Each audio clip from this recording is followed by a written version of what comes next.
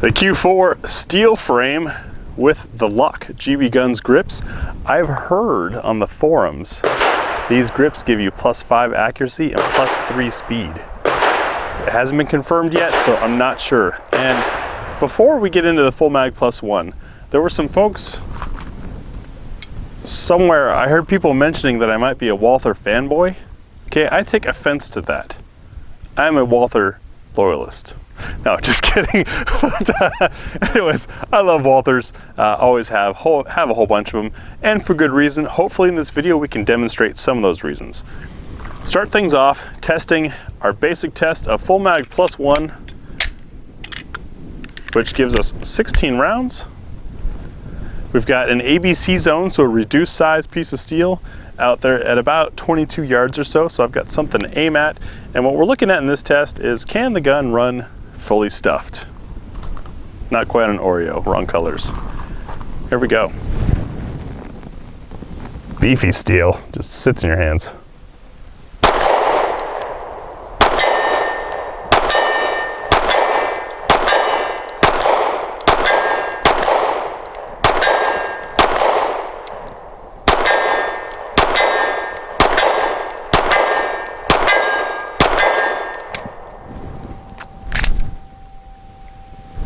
I missed a few times, I admit that.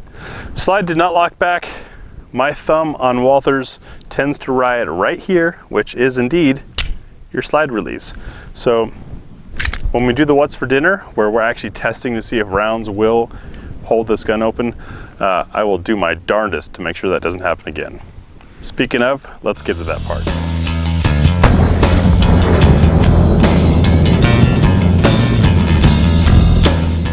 What's for dinner is a picnic dinner. This time we're using this concrete block. Our table has disappeared. Hopefully it just got left at home. Anyways, we've got 3 shots of 10 different loads. I'll let you take a look at them here, and I want you to notice that the bullet profiles are different in how long they are overall, the curvature or ogive, if you will. We also have some steel case, some brass case, some nickel plated brass, all kinds of fanciness, and a big range of weights. We're looking to see, does the gun pick up from slide lock? Is there enough energy from the round to cycle the gun and feed the next of same type? And then a third round is a bonus, after which we want to see, does it lock the slide back? We only need 3 rounds to do this test. Anything past that is testing the magazine, which we do in the Full Mag +1. Let's see how it goes. So, as you saw in that intro, picking the what's for dinner loads for this guy, kind of interesting, because you have a normal carry / duty sized gun with a competition sized weight. So why not try a little bit of everything? Starting off, super lightweight 65 grain Inceptor RNP. This stuff is frangible, so great for shooting steel targets up close like competition, or soft gooey human targets up close like defense. Circle number 1, keep that thumb off the slide lock.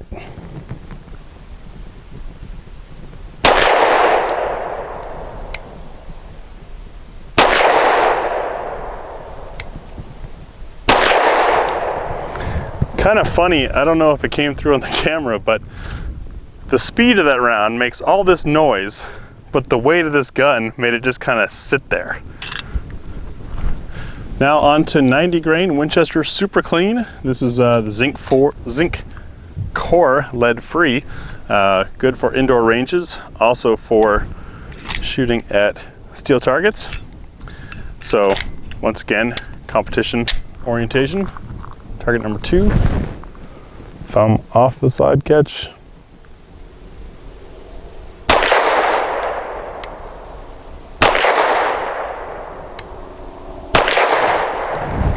Tell you what, these light loads are kind of comical to shoot in such a heavy gun. Weighing in at 100 grains. Sometimes you're trying to be funny and you trip over yourself. 100 grain on a defense.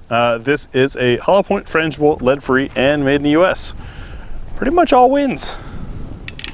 Will it run? Target number 3. Thumb off the slide stop.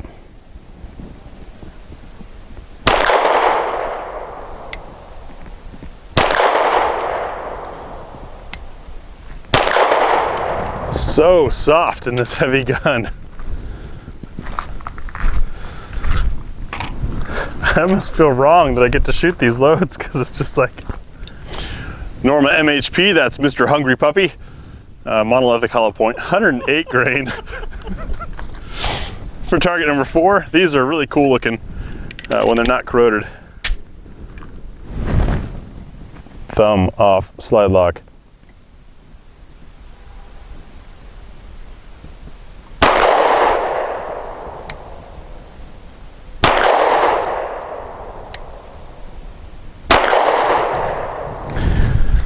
If you're wondering about the time I'm taking on that first shot, I'm trying to figure out why I'm hitting slightly left.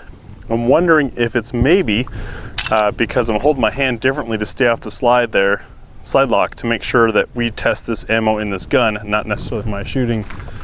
Could be. This, once again, folks, is why we do 2 different shooters, because Tia might have a completely different experience. Stay tuned for the second half of What's for Dinner and find out. Silver Bear, 115 grain. This is the zinc plated steel case. This stuff tends to be a little spicy. The zinc helps with the extraction and corrosion resistance. The steel helps with low cost. Target number 5.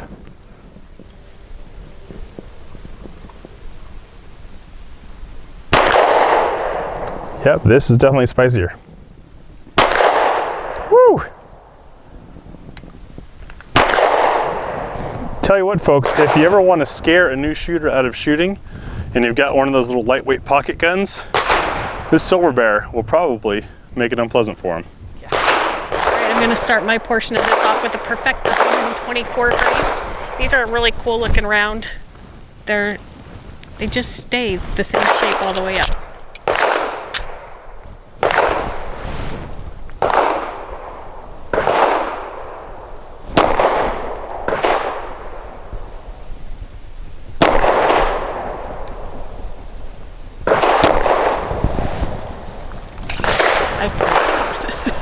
Well, the first one I think it was. Circle number 6, I'm going to use the Hornady steel match. These are 125 grain.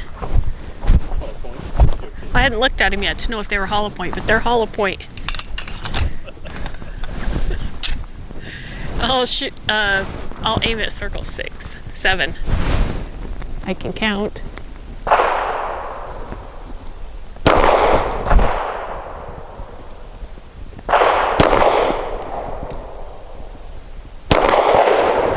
Slide lock back. For circle 8, we've got Hornady's Critical Duty in 135 grain. These have the flex lock tip on them.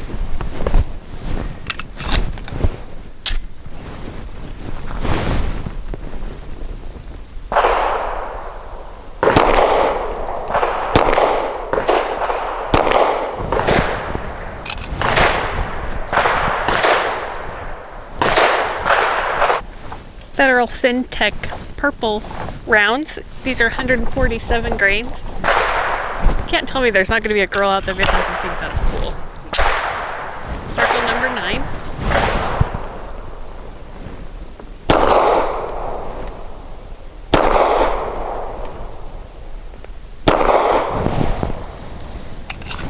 Even though we're going up in weight, those were not bad. Okay. Even though we're going up in weight, the recoil of those, the push of them, it wasn't bad. Super smooth. And finally, we have PPU Subsonic Full Metal Jacket in 158 grain.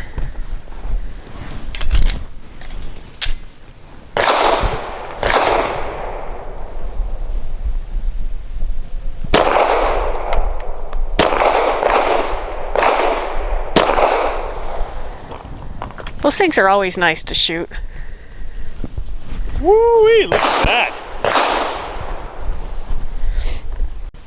So for 5 shots from 7 yards, we're going to be using the Norma Hexagon 124 grain. These are a really cool little bullet, but very sharp on the end. And I'll aim at the left circle square.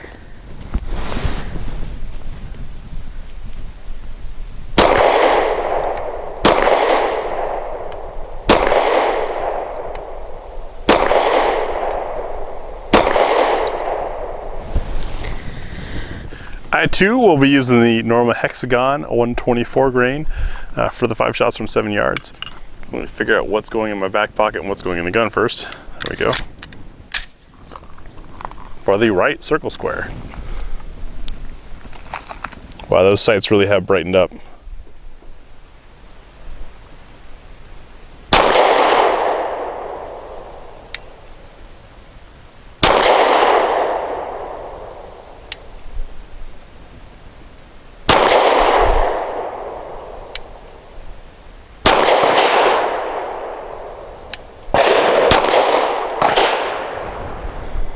So my impression of this is, obviously it's beautiful, especially with these gorgeous red GBGuns lock grips on them. This thing is so well balanced, even given its weight. It's a little bit heavier, you know, than your normal carry gun. I couldn't carry it, unfortunately, or I would. These in-ear things are amazing. I do like that it has the rail up here, so we could put a light on it if we wanted to. The sights that come on this thing are amazing, and as it's getting darker, you can see that they're brightening up quite a bit, which made it easier for me to shoot. The trigger pull, the trigger feel, the trigger reset, everything about that is just right where it needs to be. The mag release fits me really well because the grips fit in my hand almost perfectly. I really enjoy shooting this.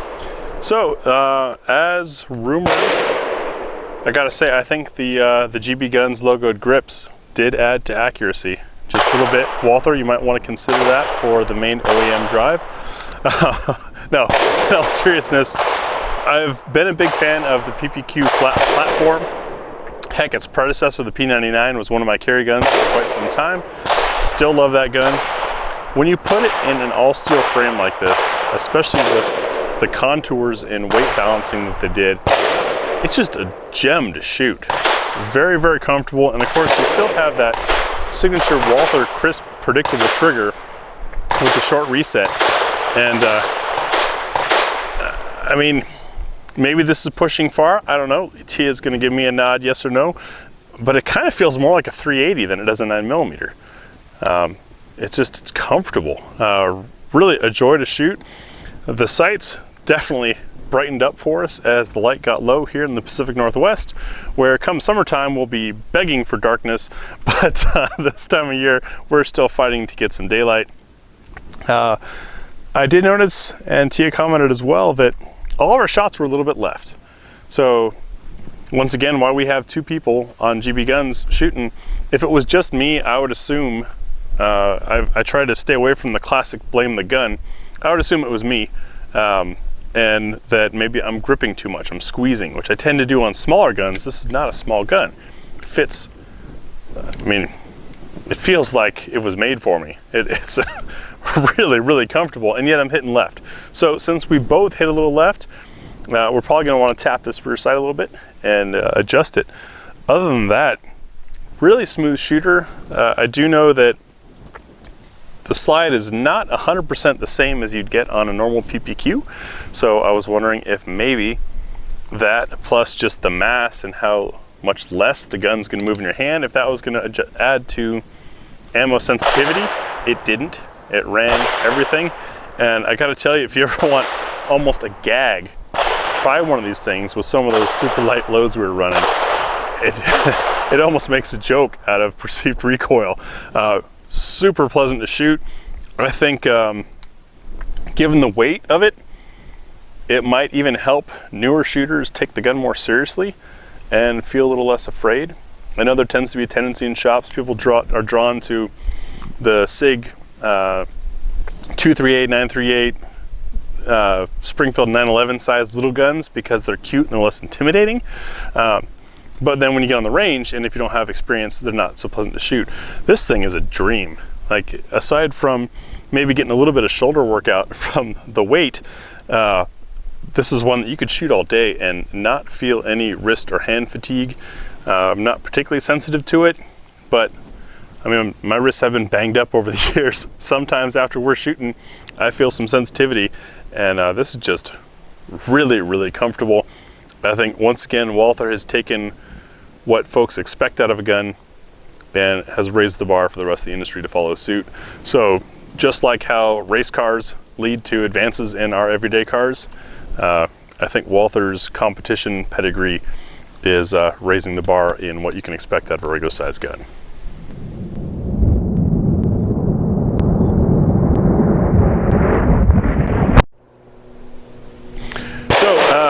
The slow motion intros that you've been seeing for the last year or so, that camera only gives me 2 seconds of real world time to get as many shots off as possible, and that becomes 32 seconds of slow-mo footage, which obviously would be really boring.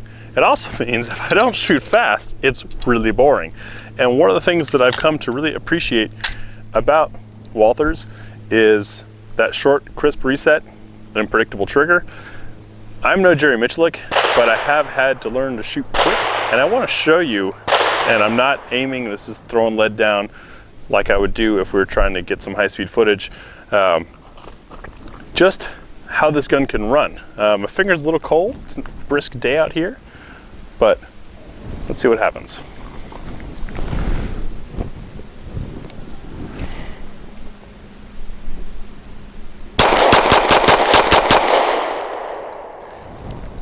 So about at that rate is what I have to shoot to get that slow-mo for you. And you notice I had those 2 pauses in there. Those pauses seem like nothing, but in the slow-mo, they become an eternity. That would have been no good. But man, just another reason why I appreciate Walthers is they are much easier to do that in than say a long double action only gun.